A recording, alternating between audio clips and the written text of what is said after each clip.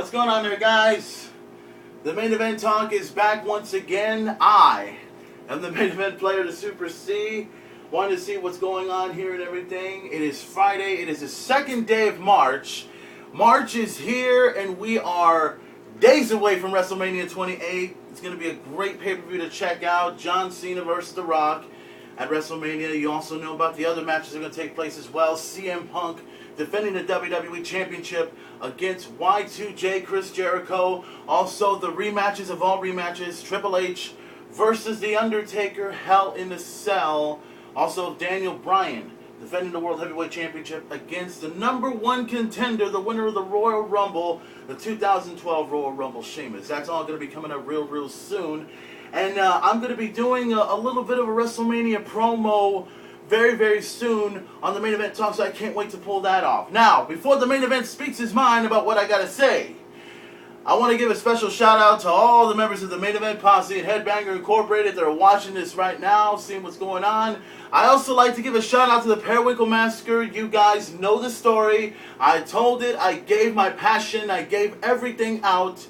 March 17th, Saturday night at Theo's Billiards. The last and final time that the Periwinkle Massacre will be doing their show. So guys, I encourage you all to be there Saturday night at Theo's Billiards to see 6 of the most talented musicians you'll ever see in this lifetime. So, can't wait for that. Also, I want to give a personal shout out to Kelsey Friends, to everyone that's watching that right now. From Kelsey S. Rogers, to Trisha, to Brian, to Jennifer, to Rebecca, to all you guys. Hey, what's going on? I also want to give a special shout out to my best friend Stephanie, who's been keeping a close eye at these main event talks and seeing what's going on. Steph, what's going on? How's everything going?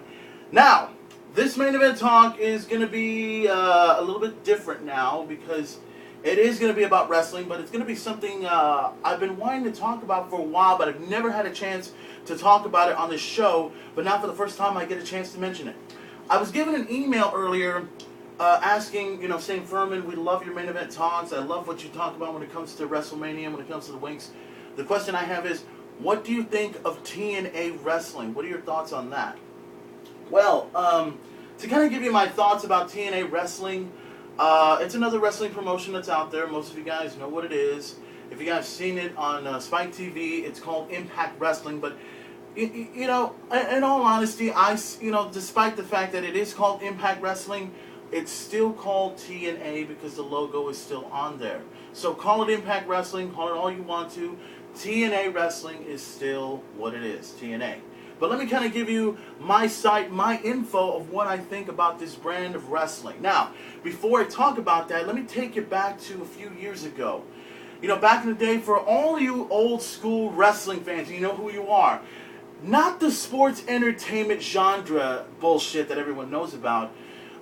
Because the word sports entertainment doesn't even exist. To me, it never existed in the first place, even though the word has been used many times. But back in the days, all of us were fans of the WWF. And notice I said F. WWF, WCW, ECW, AWA, NWA, all the old school stuff. Remember that? Remember how a long time ago Hulk Hogan was the biggest deal in professional wrestling? Not sports entertainment, professional wrestling. And then there was the Four Horsemen. Tully Blanchard, Arn Anderson, Ole Anderson, J.J. Dillon, and of course, the Nature Boy, Ric Flair. Woo! Yeah, the man. All those wrestlers, from the British Bulldogs to the Hart Foundation to the Killer Bees, to Magnum TA, to all those great wrestlers. Remember those? And then how about during the 90s when WWE, WWF, WCW, ECW, all that came into a head? The whole Monday Night War deal between WCW and the WWF. Monday Nitro versus Monday Night Raw. And then it all came to an end in 2001 when WWF bought out WCW and then bought out ECW. And since then they had that little invasion angle going on, and that was all good and so forth. And then after that, 2002, all that was left was the WWF. And there hadn't been any other wrestling companies since then.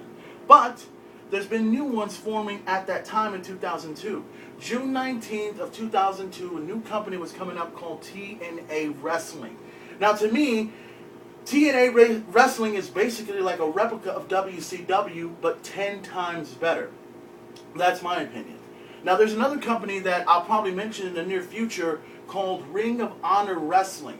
That's also another great wrestling promotion that's going on right now. It's been out for well over 10 years. Got some young talent, got some great superstars, got some great matches in there. And the thing is, none of these guys ever want to be called sports entertainers. They want to be called professional wrestlers. But I'll bring up Ring of Honor in the near future.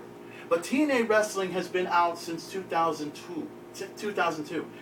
And they had some great athletes in there. Some that you probably know, from Scott Hall to the Jeff Jarrett's to the Ravens. And then you got guys that you never heard of before, like the phenomenal AJ Styles. He was a tremendous athlete. He's great. Also, there's Christopher Daniels, the Fallen Angel. There's also Frankie Kazarian. He also was a part of TNA. TNA Wrestling is way different from any company I've ever seen. I mean, this was exactly what the wrestling fans wanted. I mean, don't get me wrong, the WWE, well, at the time the WWF, changed its name around May and became the WWE.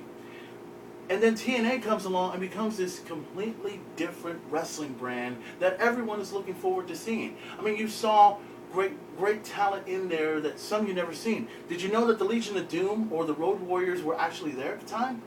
Or even before Curt Hennig's death, did you know that Curt Hennig, Mr. Perfect, was in TNA for a while? Did you know that? And then how about when Jeff Hardy had first left the WWE in 2003 and went to TNA in 2004. Became a huge success. Sting, who actually made an appearance in TNA a long time ago, and then made his official appearance back in 2006 when TNA landed Spike TV. Now, the reason why I'm bringing TNA up for the first time is because I'm seeing a lot of things about this company that a lot of people are seeing. It's not just a bunch of old guys, you know, like what used to be a long time ago, trying to make a name for themselves and trying to do this, trying to do that. There's a lot of young talent in the business of TNA that I've been watching for a long time. How about a long time ago when the tag team division was awesome? Remember the Naturals? Remember America's Most Wanted? Before James Storm was the World Heavyweight Champion and before Beer Money Incorporated was the hottest thing going in TNA, there was America's Most Wanted. There was the Cowboy James Storm and the Wildcat Chris Harris. That was one of the greatest tag teams of all time. The X Division was something different that no one has ever heard of. No limits. No limits of any kind. These guys went at it and gave the performance of a lifetime. They had this structure that was called the Ultimate X. It's where you have these ropes connected in the middle there and you see an X. And what you do is kind of like a ladder match but without the ladders. You climb up, you go to the X, and you retrieve it. And it's very exciting to watch. And a long time ago, I think, you know how the WWE and WCW and all those other companies always had a four-sided ring? Well, TNA actually brought a six-sided ring to professional wrestling. And that was very unique. It was very unique to watch. I remember seeing it for the first time. You could only see TNA in pay-per-view. And then FSN Southwest, Fox Sports if you will, goes ahead and brings TNA in. And that's something. I mean, we're talking about a true sports show, bringing in a professional wrestling show to FSN Southwest. So that's completely different. That's something I've never seen and never heard of before. But nonetheless, the six-sided ring was the biggest difference for TNA. Remember all the six sides of steel? Remember the Ultimate X? And remember all those things? You know, TNA Wrestling is a big, great company. There was a lot of things that were good about it. Not just the talent that was in there, but others that were involved, like Jim Cornette. Jim Cornette, greatest wrestling manager, greatest wrestling mind in the business, who is the executive producer for Ring of Honor Wrestling. And there's a lot of things about TNA that was good back in those times. But then further out, I think I would have to say around 2010, January 4th of 2010 was where everything changed.